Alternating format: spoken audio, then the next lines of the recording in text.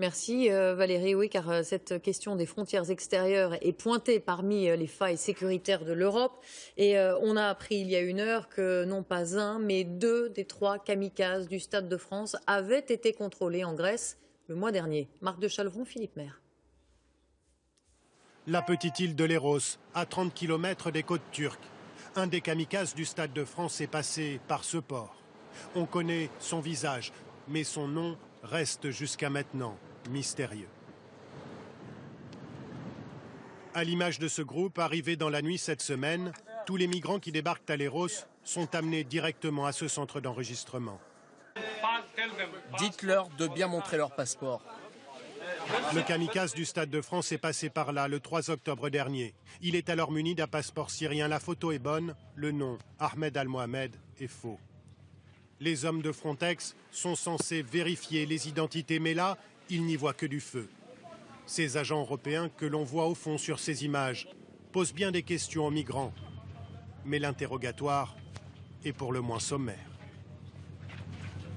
Il prend notre passeport, lisez la nationalité et notre nom seulement. Ils ne vous ont posé aucune question? Aucune question. Par où êtes-vous passé? D'où êtes-vous parti? Voilà le genre de questions qu'ils posent. Mais ils ont essayé de vérifier si vous disiez la vérité? Non, pas du tout. À l'issue de la procédure, le terroriste est donc enregistré par la police grecque. Le tout est consigné sur cette fiche, ses empreintes, sa photo et un nom d'emprunt.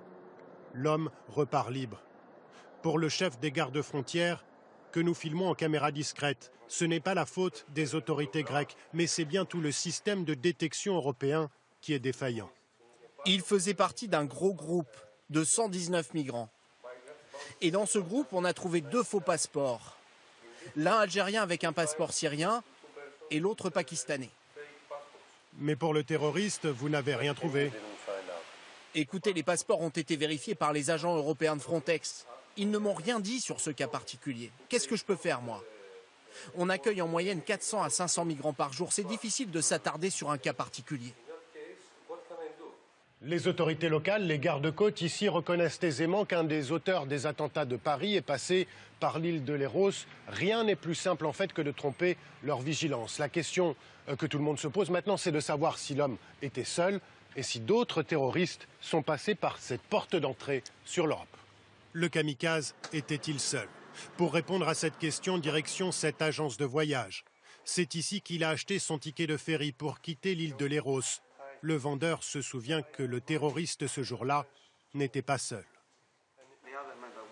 Un autre homme était avec lui. C'est lui qui a acheté les 2 billets. Pour lui et pour le terroriste. Ils étaient 2. Le 5 octobre, ils ont pris le bateau de Léros à l'île de Kalymnos et de là, à 11 h du soir, ils ont pris le ferry pour Athènes. Voici les billets en question au nom d'un certain Al-Mahmoud. C'est lui qui a acheté son billet, celui du kamikaze. Alors simple compagnon de voyage, ou Al-Mahmoud est-il lui aussi impliqué dans les attentats? Le chef de la police de Léros, particulièrement nerveux. Laissez-moi passer, s'il vous plaît. Et quand on lui pose la question sur ce qui est peut-être un autre raté, il devient menaçant. Est-ce que vous recherchez Al-Mahmoud? Il a voyagé avec le terroriste. Je vais vous emmener au poste de police si vous continuez. Vous n'avez pas le droit de faire ça.